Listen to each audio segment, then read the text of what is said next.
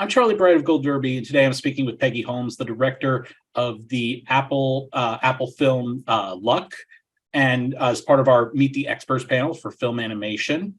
First thing I wanted to ask was, I think the thing that's so striking about Luck is that world is the luck world, the world of both good and bad luck. And I was curious as to what sort of effort went into designing the worlds of luck that Sam journeys to. Oh my gosh. Hi. Yeah. Thanks so much. We had done a lot of research. We had a development team do research on luck icons, colors, numbers, international, all around the world, symbols, right? And so the first thing, I think it was actually the first week I came on the project, I took that packet. Obviously, I had reviewed that packet, and then I had also done research on luck myself, good and bad luck, and humans are obsessed with it, by the way. There's so much material out there about luck, but there's a very clear rule that we discovered in doing the research, which luck is random. Luck is random. You don't know when it's coming, you can't create it, right? So we took that sort of packet of luck research all around the world and the fact that luck is random. And we gave all of that to our production designer, Fred Warder, who's really amazing. And we talked to him a little bit. I talked to him a little bit about kind of the heart of the story and what I was looking for in terms of sort of creating a really magical, entertaining world, because the heart of our story was so grounded. And I thought those two things would be interesting together. So we gave Fred the packet and he came back, and the very first image he did for the movie was two worlds sitting on opposite sides of a coin, good luck on top and bad luck on the bottom. So it's actually sort of his brain, just came up with this really cool image. And we were like, yeah, let's explore that. Let's make that work. I was also very curious about, we've all had our experiences with luck, some good, some bad, some more than others. And I was curious, were there any parts of Sam's continuous bad luck that particularly resonated with you? Yeah, I think for me, sort of the idea that, she has this moment, this great physical comedy sequence where she has this moment where she pulls the knob out of the door, and it just, once she opens the door, then the other side of the knob falls on her foot. To me, that's the one. Those are the ones, like you can't even see it coming. So those are the ones that make me personally laugh a lot. Yeah. A lot of that laughter that comes from, oh yeah, I've been there. Oh yeah. And us as humans, we love telling our bad luck stories, because I think we like the idea that we made it through. We made it through. We often don't tell our good luck stories that much. It's really about, as humans, we like to bond over things that we've been able to triumph over, Definitely. You have this amazing cast in this movie, and I think probably the most striking one is casting Jane Fonda as the dragon. What was it like to direct Jane Fonda, especially for a voiceover performance? Right. So she had not done this before. So what we decided to do was to bring her into the story process. And we literally made the whole movie over Zoom. So we would have story meetings over Zoom. And we had the artists go ahead and pitch Jane their sequences, just like a regular story meeting. And Jane was just a part of it. So after we had, given her a script and talked to her about the heart of the story and all of that, then we brought her into that meeting so that she could start to see how the story artists were dealing with this 40-foot dragon, the kind of shapes they were making, the kind of posing they were giving her, and you could see her. She's such an amazing actor and such a curious person. She wanted to know how it all worked. And so you saw her in that meeting start to take on the poses and the persona. And, she really started to take on exactly what she was seeing in those storyboards. And And so even in that meeting, she was like, look at my tail. My tail is so long. I should wrap it around my body like a boa.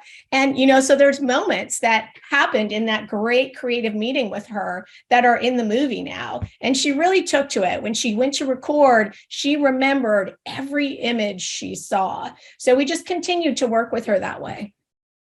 So this movie does come from a source material, a book, and I'm sorry, I was reading a different question. I'm so sorry about that. Oh, that's okay. In addition to designing the different worlds, you have the different characters in there, and I was curious as to, was there a character that was particularly challenging to find the right design for? I think it was maybe not the design as much as finding the right spirit for Sam, our protagonist, right? Because she is the unluckiest girl in the world, experiencing the kind of humorous bad luck that we all can experience, any day of our lives, but also real life bad luck of, growing up in the foster care system without a family. And the movie starts where she's 18 and she's aging out of that system. And so we were lucky enough to meet with these young adults who had very similar lived experience to Sam and had grown up like that, had aged out of the system and were alone in the world, making their lives happen. And we were so struck by, despite the real life bad luck they experienced, they were so hopeful and positive about finding family, about making their life better, and super generous to their friends. And we were so taken by how positive they were, despite their real life bad luck. It was threading that needle for our lead character and like making her super unlucky, but super positive and keep going. So I would say that's probably something we worked on a lot. Was casting Eva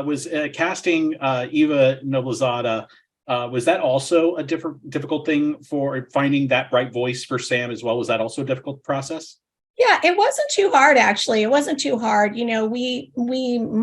I designed the physicality, the physical character I designed after my family. So my mom is half Filipino, English, Irish. And so that's kind of what my family looks like. So we looked for actors that had that similar background. And Eva was one of them. And she was just incredible. We knew we wanted someone to sing a song at some point in the movie. And, she's an incredible singer. She's starring in Hadestown on Broadway right now. So it wasn't that once I heard her, I was like, there's our girl. That's her. That's right. She's in the original cast of that, right? Yeah. Yeah. Oh, that's where I knew her from. I saw her in Hadestown. Okay. Yeah, she's incredible. She's really, really amazing. And then this was her first time doing voiceover. So it was, again, just like really exciting journey to watch her learn a new medium. It took a little while, of course, understandably. And then once she kind of got the feel of it, she just took off. She gave a great performance. So I do have to ask, because I feel like I'm required to, because I am very much a cat person, and this film has wonderful depictions of cats in it. Did you draw from love of cats with this, or are you just not, or was that antithetical for you? No, I mean, I do love cats too, but I'm not a cat obsession. I don't have a cat obsession. No, we wanted Bob to be like really funny and appealing and, appear to be one thing and turn out to be another and have those kinds of great twists. So, yeah. And we just wanted those eyes, we wanted really big eyes. So. And, also you also have someone like Whoopi Goldberg in there. Probably just as much on that same legend level as Jane Fonda. What was it like to direct her? Yeah, it was like a masterclass in comedy working with Whoopi. She's, first of all, so generous, but here was her process on this particular movie.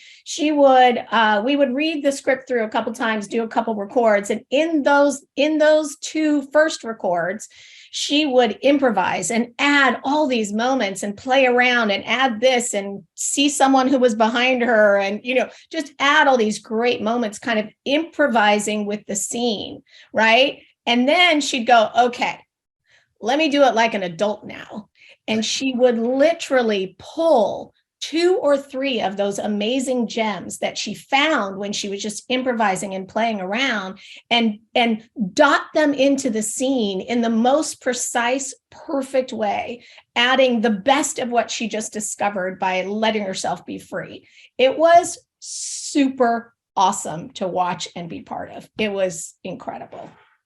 Do you have a favorite one that made it in there?